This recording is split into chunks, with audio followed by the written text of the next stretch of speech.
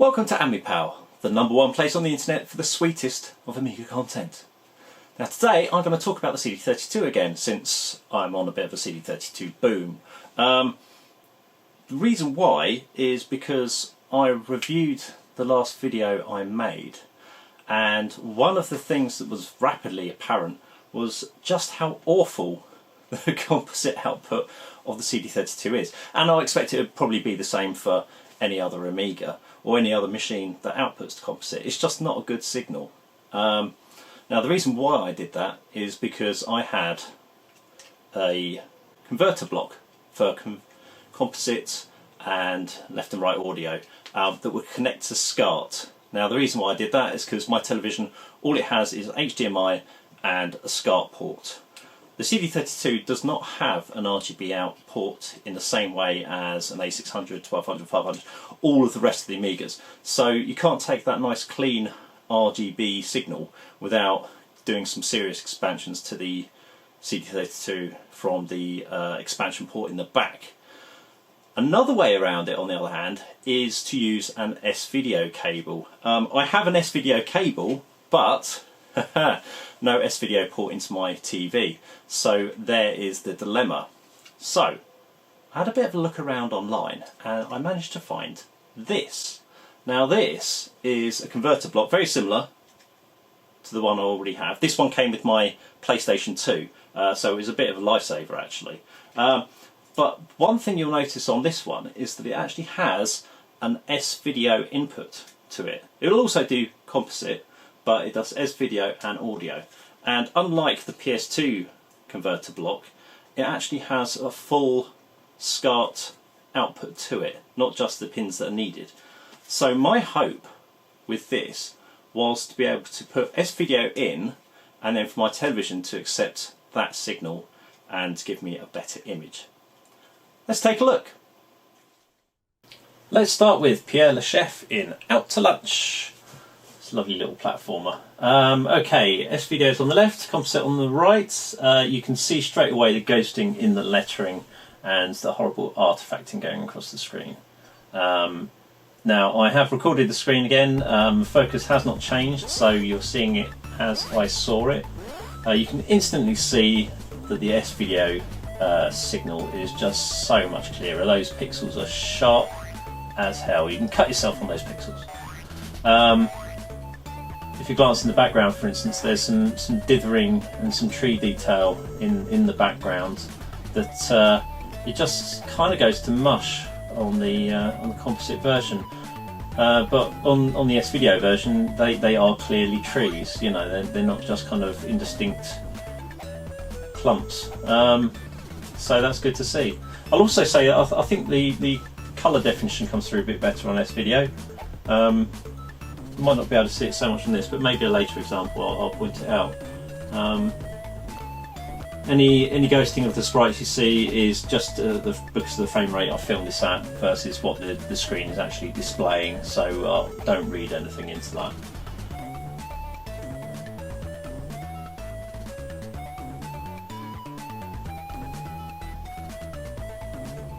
The lettering at the top, there's not much difference in it, is there, for the lives and score? I think that must be quite a smooth image, smooth font in itself.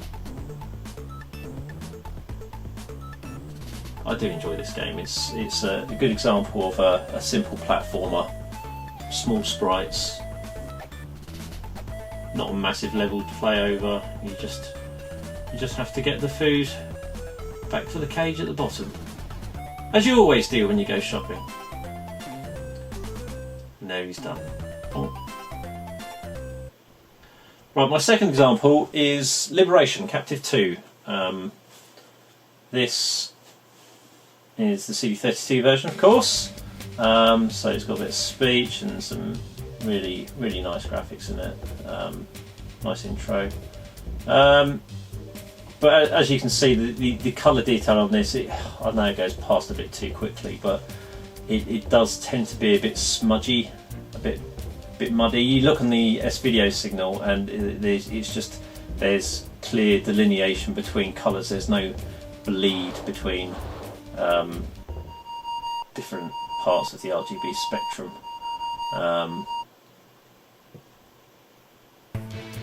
Once again, SVDO on the left, Composite on the right. So you can see that the menu around the screen is tack sharp on the SVDO. On the Composite one, you can see there's a bit of artifacting on the ABC up there, and the letters and that kind of keypad surround of it just all look a bit smudgy.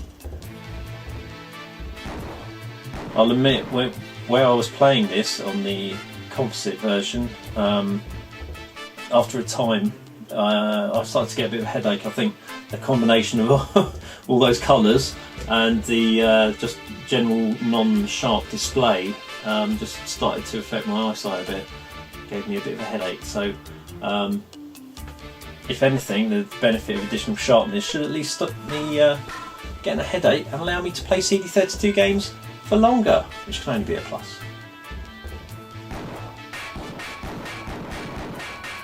Now, I didn't take a specific route through this game, as you can see. Neither image is exactly the same. It's not lined up, is it? It was just me walking about randomly. But I hope it gives you a clear enough idea of the difference in both signals.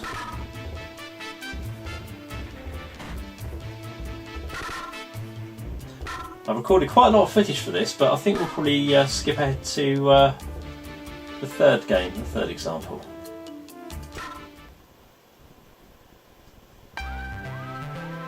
Here we go, Flink by Psygnosis. A rather nice, rather gorgeous looking platformer here, which has the dubious pleasure, or honour shall I say, of having the ability to press a single button on the CD32 joypad and change between NTSC and PAL, which is really handy when you're in the middle of a bit of jumping, some precision jumping, and you miss the button you meant to press.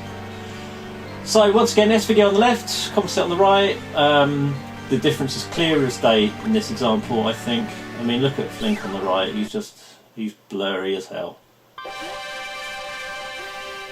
There we go. Okay, I should have kept them both at the same PAL/NTSC setting. I clearly haven't. By setting the Composite one to, I think I put it on NTSC. I might put it on PAL. It does actually look sharper than it was in NTSC, but you know, the SVDO one's in NTSC on the left, and it's absolutely beautiful.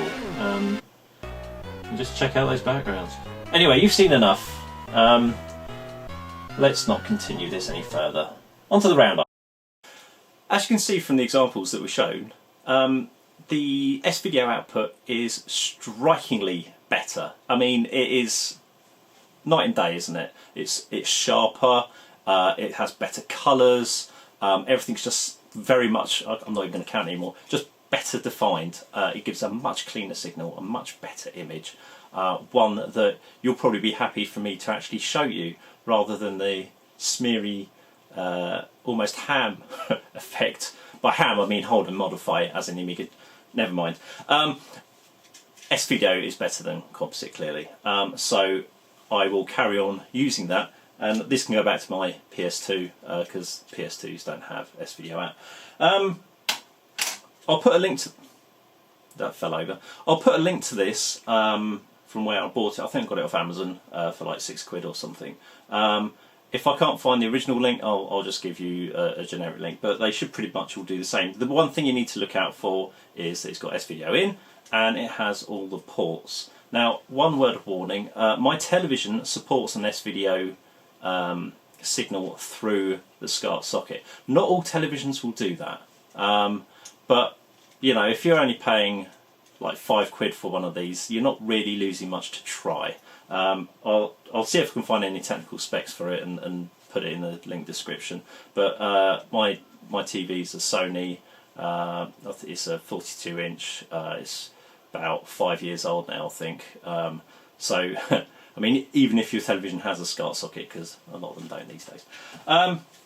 So yeah, if you do similar to me, please let me know whether it worked or not, whether it was a vast improvement as I found it was. And thanks for watching. Cheers!